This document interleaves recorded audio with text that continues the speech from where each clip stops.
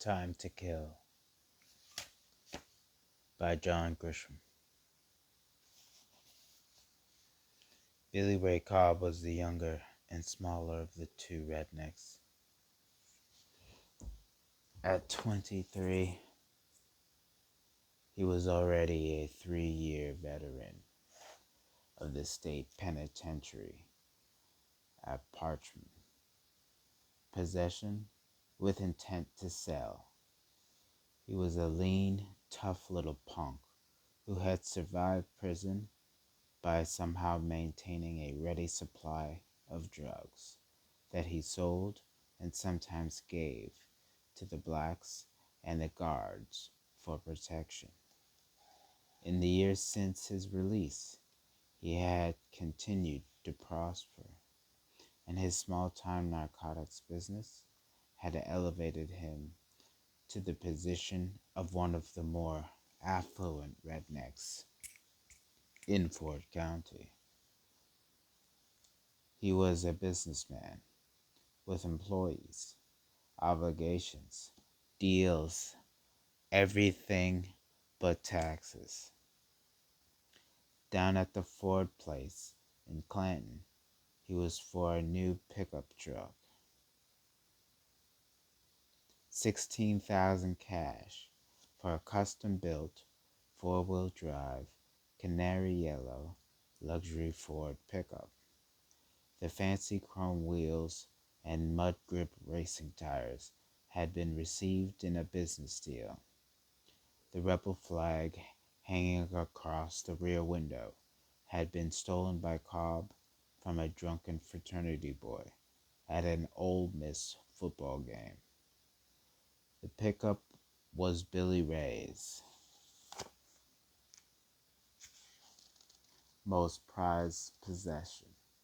He sat on the tailgate drinking a beer, smoking a joint, watching his friend Willard take his turn with the black girl.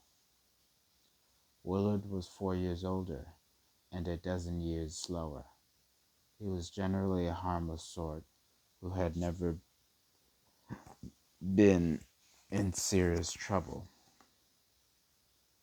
and had never been seriously employed. Maybe an occasional fight with a night in jail, but nothing that would distinguish him. He called himself a pulpwood cutter, but a bad back customarily kept him out of the woods. He had hurt his back working on an offshore rig somewhere in the Gulf, and the oil company paid him a nice settlement, which he lost when his ex-wife cleaned him out.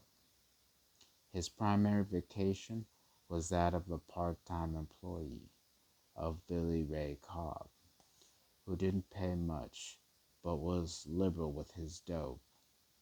For the first time in years, Willard could always get his hands on something, and he always needed something.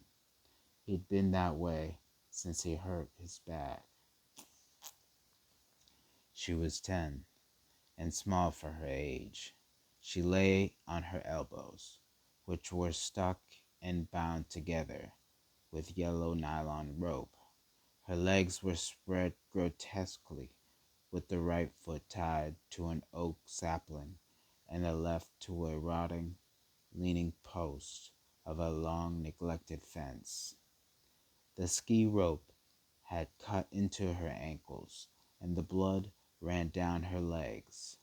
Her face was bloody and swollen, with one eye bulging and closed and the other eye half open so she could see the other white man sitting on the truck. She did not look at the man on top of her. He was breathing hard and sweating and cursing. He was hurting her. When he finished, he slapped her and laughed, and the other man laughed in return.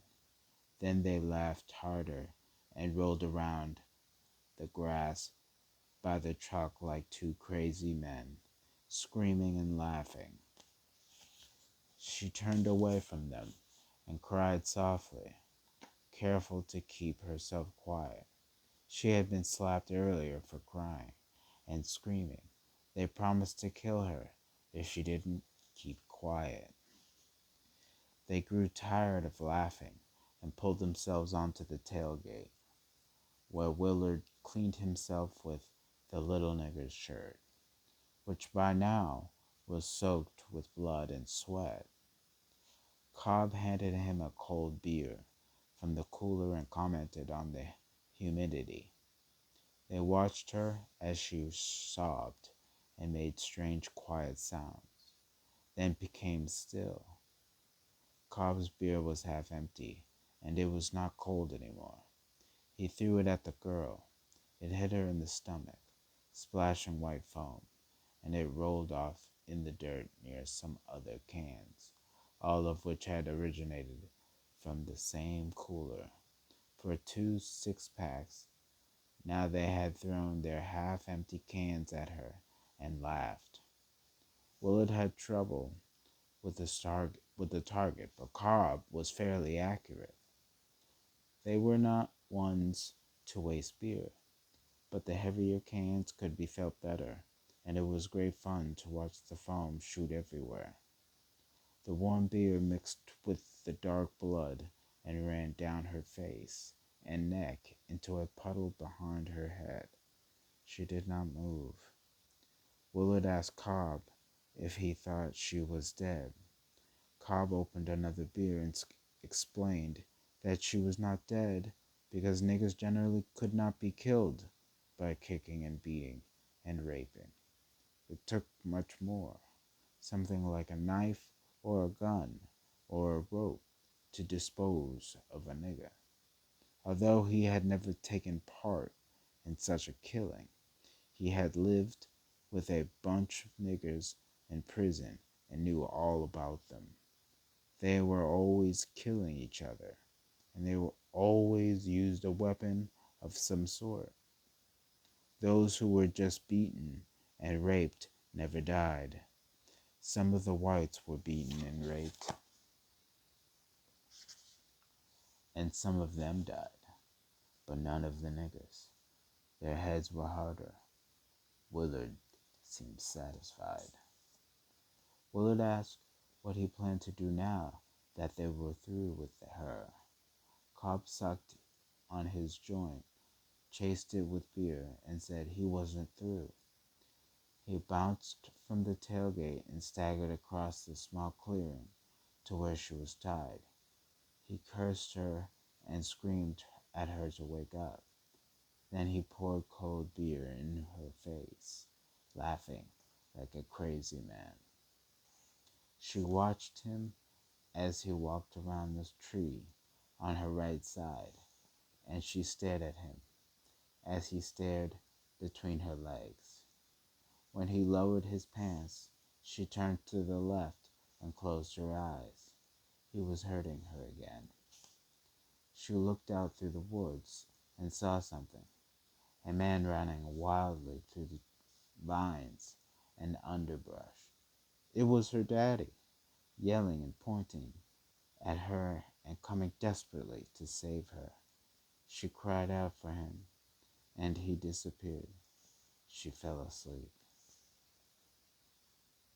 When she awoke, one of the men was lying under the tailgate, the other under a tree. They were asleep. Her arms and legs were numb. The blood and beer and urine had mixed with the dirt underneath her to form a sticky paste that glued her small body to the ground and crackled when she moved and wiggled. Escape, she thought, but her mightiest efforts moved her only a few inches to the right. Her feet were tied so high her buttocks barely touched the ground. Her legs and arms were so deadened they refused to move. She searched the woods for her daddy and quietly called his name. She waited, then slept again. When she awoke the second time, they were up and moving around. The tall one staggered to her, with a small knife. He grabbed her left ankle and sawed furiously on the rope until it gave way. Then he freed the right leg, and she curled into a fetal position with her back to them. Cobb strung a length of quarter-inch ski rope over a limb and tied a loop in one end with a slip knot. He grabbed her and put the noose around her head, then walked across the clearing with the other end of the rope and sat on the tailgate, where Willard was smoking a fresh joint and grinning at Cobb for what he was about to do. Cobb pulled the rope tight, then gave a vicious yank, bouncing the little nude body along the ground and stopping it directly under the limb. She gagged and coughed, so he kindly loosened the rope to spare her a few more minutes. He tied the rope to the bumper and opened another beer. They sat on the tailgate drinking, smoking, and staring at her. They had been at the lake most of the day, where Cobb had a friend with a boat and some extra girls who were supposed to be easy, but turned out to be untouchable. Cobb had been generous with his drugs and beer, but the girls did not reciprocate. Frustrated, they left the lake and were driving to no place in particular when they happened across the girl. She was walking along a gravel road with a sack of groceries when Willard nailed her in the back of the head with a beer can. "You gonna do it?" asked Willard, his eyes red and glazed. Cobb hesitated. "Nah, I'll get you to do it. It was your idea." Willard took a drag on his joint, then spit and said, "Wasn't my idea. You're the expert on killing niggas. Do it." Cobb untied the rope from the bumper and pulled it tight. It peeled bark from the limb and sprinkled fine bits of elm around the girl, who was watching them carefully now. She coughed. Suddenly, she heard something, like a car with loud pipes. The two men turned quickly and looked down the dirt road to the highway in the distance. They cursed and scrambled around, one slamming the tailgate and the other running toward her. He tripped and landed near her. They cursed each other while they grabbed her, removed the rope from her neck, dragged her into the pickup, and threw her over the tailgate into the bed of the truck. Cobb slapped her and threatened to kill her if she did not lie still and keep quiet. He said he would take her home if she stayed down and did as told. Otherwise, they would kill her. They slammed the doors and sped onto the dirt road. She was going home. She passed out. Cobb and Willard waved at the Firebird with the loud pipes as it passed them on the narrow dirt road. Willard checked the back to make sure the little nigger was lying down. Cobb turned onto the highway and raced away. "What now?" Willard asked nervously. "Don't know," Cobb answered nervously. "But we gotta do something fast before she gets blood all over my truck. Look at her back. There, she's bleeding all over the place." Willard thought for a minute while he finished a beer. "Let's throw her off a bridge," he said proudly. "Good idea. Damn good idea." Cobb slammed on the brakes. "Give me a beer," he ordered. Willard, who stumbled out of the truck and fetched two beers from the bag. "She's even got blood on the cooler," he reported as they raced off again. Gwen Haley sent something horrible. Normally, she would have sent one of the three boys to the store, but they were being punished by their father, and had been sentenced to a weed pulling in the garden. Tanya had been to the shore before by herself. It was only a mile away and had proven reliable. But after 2 hours, Gwen sent the boys to look for their little sister. They figured she was down at the Pounder's house playing with the many Pounder's kids, or maybe she had ventured past the store to visit her best friend, Bessie Pearson. Mr. Bates at the store said she had come and gone an hour earlier. Jarvis, the middle boy, found a sack of groceries beside the road. Gwen called her husband at the paper mill, then loaded Carl Lee, Jr. into the car and began driving the gravel roads around the store. They drove to a settlement of ancient shotgun houses on Graham Plantation to check with an aunt. They stopped at Broadway's store, a mile from Bates' grocery, and were told by a group of old black men that she had not been seen. They crisscrossed the gravel roads and dusty field roads for 3/4 miles around their house. Cobb could not find a bridge unoccupied by niggers with fishing poles. Every bridge they approached had 4 or 5 niggers hanging off the sides with large straw hats and cane poles. And under every bridge on the banks there would be another group sitting on the buckets with the same straw hats and cane poles, motionless except for an occasional swat at a fly or a clap at a mosquito. He was scared now. Willard had passed out and was of no help, and he was left alone to dispose of the girl in such a way that she could never tell. Willard snored as he frantically drove the gravel roads and county roads in search of a bridge or ramp on some river where he could stop and toss her without being seen by a half-dozen niggers with straw hats. He looked in the mirror and saw her trying to stand. He slammed his brakes, and she crashed into the front of the bed just under the window. Willard ricocheted off the dash into the floorboard, where he continued to snore. Cobb cursed them both equally.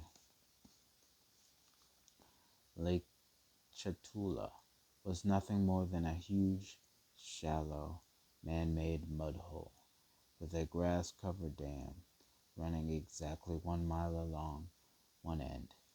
It sat in the far southwest corner of Ford County, with a few acres in Van Buren County.